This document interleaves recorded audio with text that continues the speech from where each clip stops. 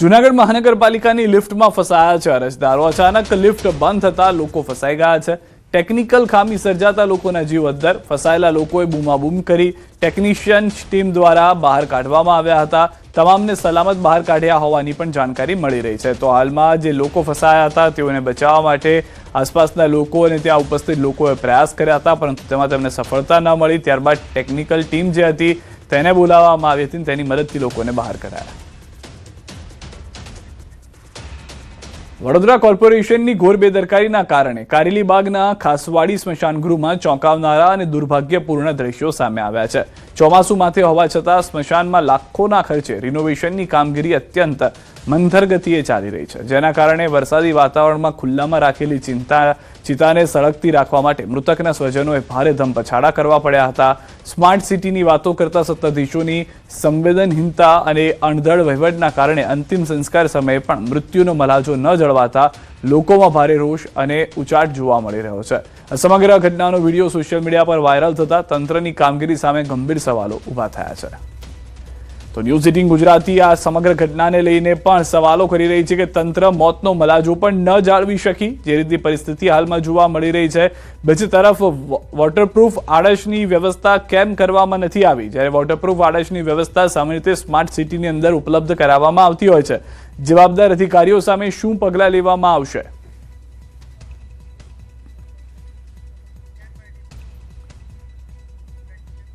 પાટણના રાધનપુરમાં આરએનબી વિભાગની કામગીરીનો એક વિડીયો સોશિયલ મીડિયામાં વાયરલ થયો છે। રસ્તા પર પાણી ભરાયેલા હોવા છતાં કામ ચાલુ છે।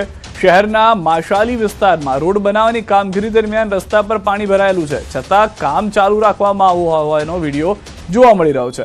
લાખો રૂપિયાના ખર્ચે બનતા રોડની ગુણવત્તા અંગે હવે અનેક સવાલ ઊભા થયા છે।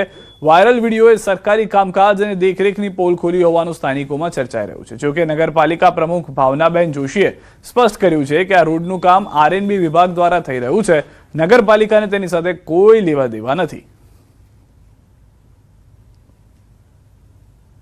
એ મસાલી રોડે જે રોડ થાય છે એ આરએમબીનો રોડ છે, એ અમારો રોડ જ નહીં। નગરપાલિકાને કોઈ લેવા દેવા નથી, અને જે ત્યાં કામ થાય છે તેઓ પાણી ભરેલું દેખાય છે, તેઓ જમા ફૂટે છે પાણીના, એટલે પાણી અવારનવાર આયા જ કરે છે। અમે નગરપાલિકાએ ગટર સાફ કેટલી વખત કરાવી, કારણ કે અમારામાં આવતી નહીં, છતાં પણ લોકોના હિત માટે અમે ગટર સફાઈ કરાવીએ છીએ।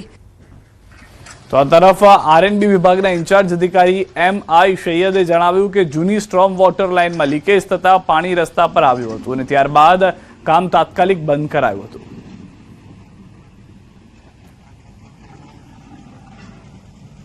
હવે આ જ રસ્તાની બાજુમાં હયાત જૂની સ્ટ્રોમ વોટર લાઇન આવેલી છે, જે સ્ટ્રોમ વોટર લાઇન લીકેજ થવાના કારણે રસ્તા ઉપર પાણી આવેલ છે। અને આ જે જ્યારે પાણી આવ્યું ત્યારે અમારી રસ્તાની કામગીરી પ્રગતિની અંદર હતી, બરાબર। હવે આ જે કામગીરી ચાલુ હતી એટલે અમે એ જ કામગીરી ઓન ધ સ્પોટ એ જગ્યાએ અમે કામગીરી અમારી બંધ કરી નાખી।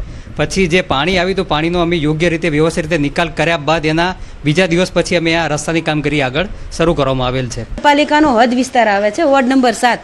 તો વોર્ડ નંબર 7 આવે છે તો નગરપાલિકાના ચીફ ઓફિસર અને જે સત્તા પક્ષ એટલે કે જે અત્યારે ભાવનાબેન જોશી બેઠેલા છે પ્રમુખની અંદર, અને જો કે એમનો જ વિસ્તાર છે, અને ત્યાંથી વિધાનસભામાં ચૂંટાઈને મૂકેલા ધારાસભ્યશ્રી એ પણ એ વિસ્તારમાં આવેલા છે।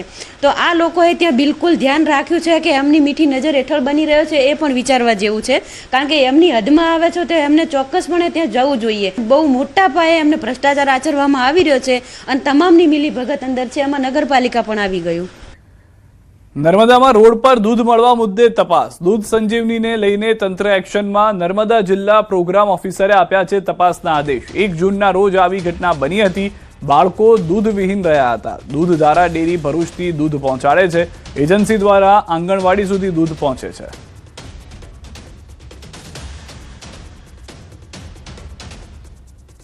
એના આધારે અમે ગંભીરતાપૂર્વક એ જે વિસ્તારમાંથી મળ્યા છે એ વિસ્તારના અને સમગ્ર જિલ્લાના જે સીડીપીઓસ છે એમની પાસેથી માહિતી મગાવીશું